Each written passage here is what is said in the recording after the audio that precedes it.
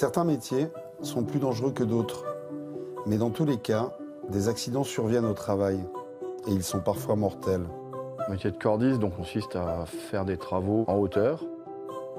Nous sommes descendus une équipe de 4 personnes que Vincent s'est vu mourir. Voilà. Pierrick a été victime d'un très grave accident sur son lieu de travail.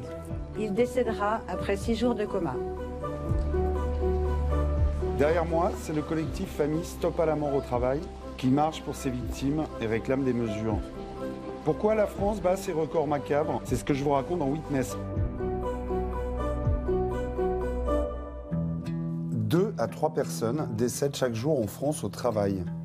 Mais ces accidents, souvent évitables, ne sont pas le fruit du hasard. Claudine, qui tient ce salon de coiffure, est la veuve de Pierrick, retrouvé écrasé par sa machine il y a 2 ans, sans binôme ni caméra de surveillance. Eh bien, ce jour-là, Pierrick devait être en congé, puisque c'était entre Noël et le Nouvel An. L'accident a eu lieu le 27 décembre 2021.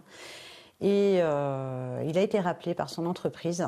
Il est parti, c'était une matinée de maintenance ce jour-là. Son binôme m'a simplement dit qu'il ne pouvait pas me parler parce qu'il était très choqué et qu'il est parti, lui, chercher un outil et qu'il est revenu une demi-heure après et c'est lui qui l'a trouvé. Claudine dit avoir été écartée des enquêtes. On ne lui a communiqué aucune information. Je pense qu'il y a une certaine omerta sur les accidents mortels au travail en France. Parce qu'on n'en parle pas. Mourir au travail en France, ça se fait pas. Pourtant, c'est 2 morts par jour. La France est le champion d'Europe des accidents au travail. Et le 4e en termes de morts, après Malte, la Lituanie et la Lettonie. Nous avons rencontré l'auteur du livre « L'hécatombe invisible » qui recense sur ses réseaux les morts au travail depuis plus de 5 ans. Alors en France, c'est compliqué parce qu'on considère encore trop souvent les accidents du travail comme un fait divers. Dans bon nombre de cas, si la loi avait été appliquée, l'accident ne serait pas survenu. Parce que dans bon nombre de cas, les employeurs sont condamnés. On a de moins en moins d'inspecteurs du travail. Aujourd'hui, c'est un inspecteur du travail pour plus de 10 000 salariés. Mais le rôle des inspecteurs, il est central. Et aujourd'hui, malheureusement, il y a des grosses difficultés liées à des suppressions de postes, liées aussi à des difficultés de recrutement. Le BTP est un des secteurs les plus accidentogènes. Nous avons suivi Rémi, un inspecteur du travail, dans sa tournée de contrôle, toujours inopiné. Donc là, vous vous équipez? Oui, je suis en train de préparer donc là, gilet fluo, donc c'est pour bien se faire voir sur les chantiers, parce que c'est un risque qui est important, ça. Les risques de collision, de heurts entre les engins qui circulent sur le chantier.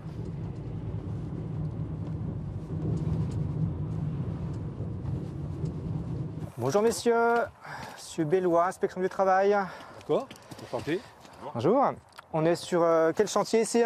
C'est 62 logements. 62 logements. À Auchy-les-Mines, rue des Marronniers. Et vous êtes? Je suis Franco Falcon, chef de chantier. Voilà. Pourquoi il n'y a pas de rien là pour protéger là? Pourquoi vous avez pas remis une barrière Erasmus ou quelque chose? On va la remettre, parce que normalement... Lors de ce contrôle, Rémi aborde tous les aspects du chantier. Il recoupera ensuite les informations. Tout le monde est en CDI là ou c'est CDD, c'est intérim ou... C'est du CDI. Tout le monde? Tout le monde et puis un alternant là-bas. D'accord. Majeur?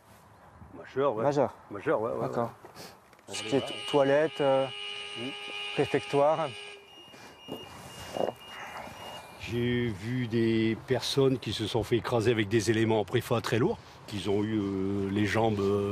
j'ai déjà vu ça.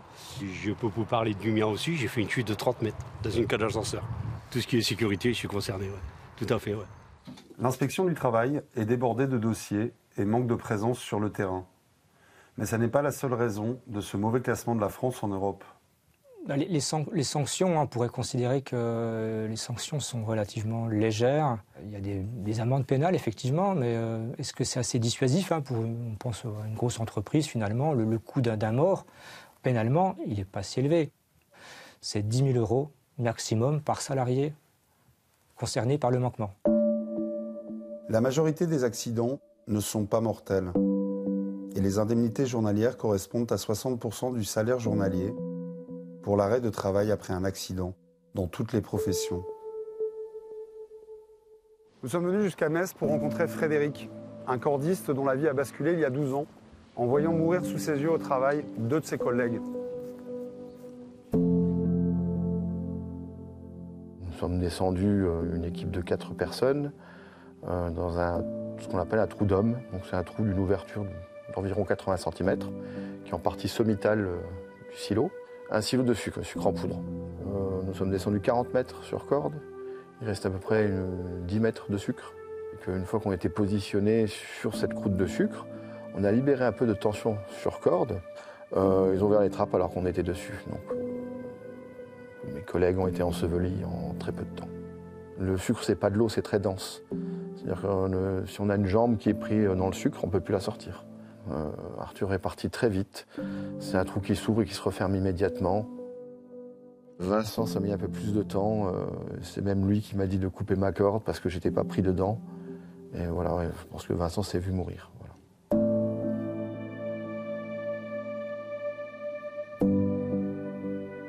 12 ans après, les séquelles de Frédéric sont encore palpables. Il n'a pourtant toujours pas été indemnisé. Des silos, je ne peux plus en voir. Là, je suis en position d'évitement. C'est-à-dire, moins j'en vois, mieux je me porte. Le sucre en poudre, j'en ai pas chez moi. Et je vois que ça prend beaucoup de temps.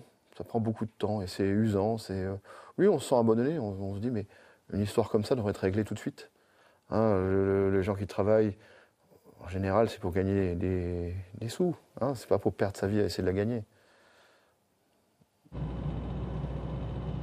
Sur le chemin du retour, Rémi découvre un nouveau chantier.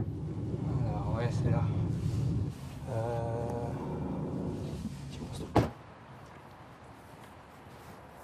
Bonjour. Monsieur Bellois, l'inspection du travail. Vous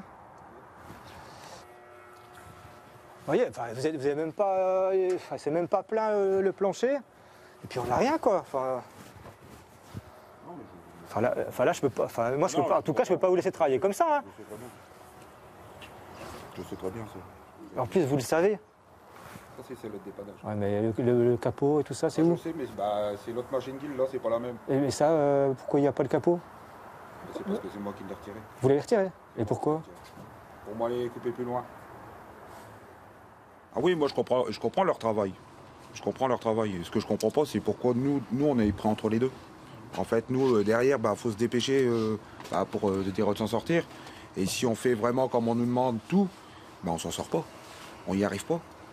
Moi, sur une maison, quand j'ai fini une maison comme celle-ci, en gros, il reste 1 500 €. Là, demain, monsieur me demande un toilette. Rien qu'avec les 1 500 €. J'allais venir, ouais. Non, mais c'est vrai. Ouais. Des cadences forcées, un manque de sanctions et de contrôle, des travailleurs et ou des accidents non déclarés. Les raisons de cette situation sont sans doute multiples. Mais en attendant, les victimes et leurs familles ont décidé de s'unir. Aujourd'hui, ils rendent hommage à Pierrick, le mari de Claudine, et à toutes les victimes d'accidents au travail. Leur collectif s'appelle Stop à la mort au travail. Ils sont aujourd'hui 200 à participer à cette marche. C'est une famille. Ça nous donne la force d'avancer.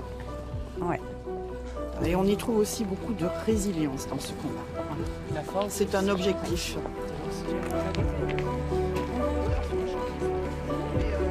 Ça fait chaud au cœur de savoir comment on est soutenu comme ça.